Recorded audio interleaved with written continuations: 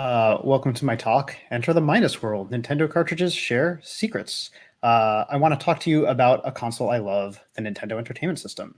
I also want to talk to you about a game I love, the Super Mario Brothers game. I also want to talk to you about a game I am ambivalent about, tennis. But I'm only going to talk about it because it's involved in a cool and weird thing we can do in Super Mario Brothers. So one of the reasons why I like this game so much, and this is definitely not unique about me, is that there are all these cool secrets. The warp zone is one of my favorite examples. It was really cool as a kid to be able to find a secret room in the back of a level and go somewhere far into the future in the game without being actually good enough to play the game and get there. I think things like this definitely encouraged gamers who are maybe kind of tenacious to find all the secrets they could, eventually finding out how to break the game in very interesting ways. The minus world glitch here is a very famous example. We can evade the collision detection logic in the game and jump in a very specific way. We slide through a wall, we go down a warp pipe before the proper data is loaded into RAM, and we go to this underwater level called simply -1. It's missing the world. When we finish the level, we just kind of wrap around and start over again. And we do that over and over and over again until we get bored and turn off the game or get a game over. This was really cool, and people were really excited about it when it was discovered. Nintendo Power wrote it up in their 3rd issue, but it's a little limited, right? I want to show you something that I think is cool and not quite so limited. Japanese gamers had figured out a technique to get to 256 bizarre worlds. Shigeru Miyamoto, the creator of the series, was so inspired by this that when they made the sequel, they actually added an extra 9th world that was very reminiscent aesthetically of the types of things people were finding. So it's called the undercover trick. And the reason why it was getting a lot of heat in Japan was because you could do it on this, the Famicom, the original Japanese console. You can also do it on this. This is the NES 101 top loader, is what I do it on. But that didn't come out until very late in the life cycle of this console. At the time, US gamers were stuck with the NES. And the reason why they couldn't do this trick is because of this horrible beast. This is the 10 NES lockout chip. It was basically a mechanism that Nintendo introduced to enforce aggressive licensing decisions they made when they came to the US console market. Unless you had their seal of approval, they didn't want your game running on the console. So if you didn't have it, it would go into an infinite reset loop.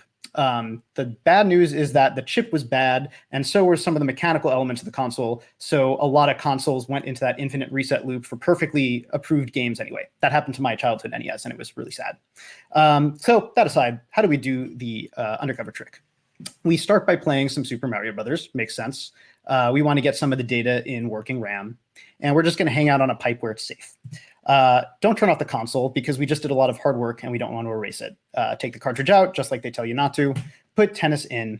Something very interesting happens there visually when the cartridge makes contact. We'll talk about that in detail. We reset the console. We play a little tennis. I don't play much tennis because it doesn't go very well for me. Same thing. Keep the console on, remove it. Super Mario Brothers goes back in, reset.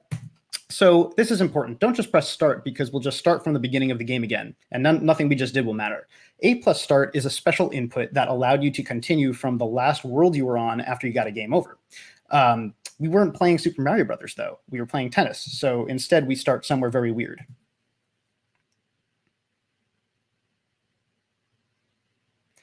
So weird enemy spawns, empty item blocks hidden underground. This was clearly not designed, right? Let's look at one more example. This one's a little less exciting. What can you do about that? So we're going to look at another example a little later, but first I want to show you some hardware. This is the motherboard of the NES.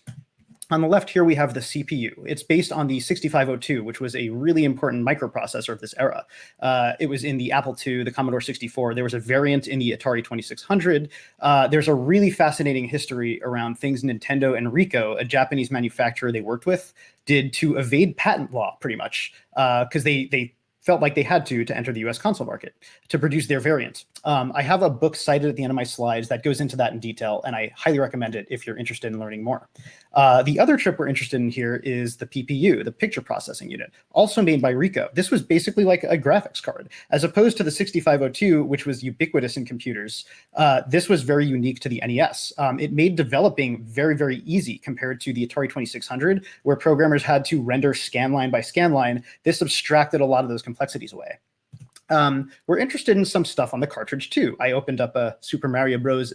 Duck Hunt combo cartridge here to show you some read-only memory. We have character ROM here on the left, and that is basically graphical information. It connects right to the PPU.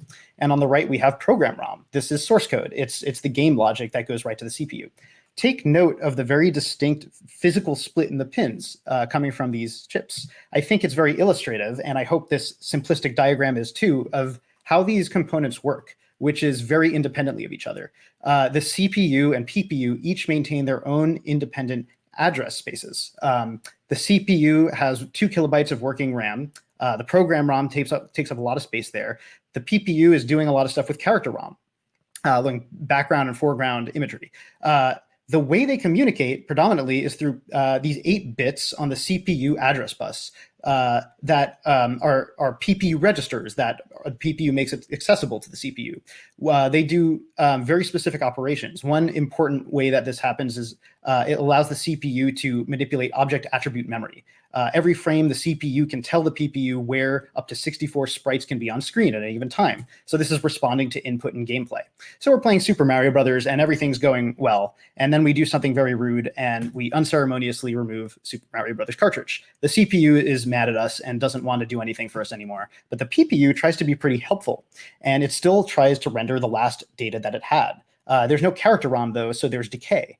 When we put tennis in, the CPU is still down for the count, but the PPU says, oh, cool, character ROM's back. I know where tiles are supposed to be, and I know which ones I'm supposed to use. So we have a pipe made out of tennis nets. We have a Mario made out of a bizarre assortment of tennis player parts, and we have a status bar that is quite readable. If we look at the way that the character ROM is laid out in sequence on these cartridges side by side, it all makes sense. And specifically, if you look in the middle, those alphanumeric characters are very, very similar with very few differences. This makes sense from a practical standpoint too. These games were both developed in-house by Nintendo, so developers were likely sharing resources, making their lives easier. So that kind of explains what happens visually when we swap out those cartridges. So what's up with these worlds? How come Copyright World and Mushroom World exist, and how come levels actually have layouts for them? The answer lies in an address in RAM, and it is hexadecimal 7FD. In this address is stored a byte that is the number of steps that we take in tennis.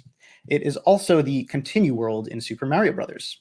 So when we play tennis, it changes that value to the number of steps we take. We have some pretty good control over that. When we play Super Mario Brothers, we press A plus start and it fetches that byte. Typically, it expects to go to worlds 1 through 8, but this can be 256 things. So it kicks off a subroutine that uses an offset to go to what should be a meticulously laid out sequence of bytes, but it's just kind of an arbitrary place in program ROM because we started at an arbitrary place. So knowing all this, let's take one last look at the minus world. Sometimes these are really exciting, sometimes they're not. This is, I hope, the best one I was able to find that you all enjoy. Yeah, the Koopas have very uncharitable spawns here. It's always a treat to get an underwater level above ground. The thing that I really love most about all of this is that I think it illustrates how flexible the design of this game is. And it's just kind of strangely beautiful what can happen if you put the wrong number in the right location. So I have one more quick clip that I can share with you guys. Most worlds have 4 levels. This one has 6, which is really weird, but maybe I don't have too much time to get into that after all. So here are some sources that I put together. They were super helpful when I was doing all this. I Am Error is a fantastic book, very comprehensive look at the NES and Famicom. It kind of got me really interested in doing more stuff with the NES than just playing games on it. Legends of Localization is a fantastic website, typically focused on translation of classic games. The NES dev community is just the best place for all kinds of technical knowledge on the NES. I use some tools made by their community members. Nesplorer is where I was able to load ROM files and get those character ROM images. And the disassembly of Super Mario Brothers. It's incredible. It saved me probably hours of finding what the continue world value is in Mario. I just had to confirm that and then find out what it did in tennis.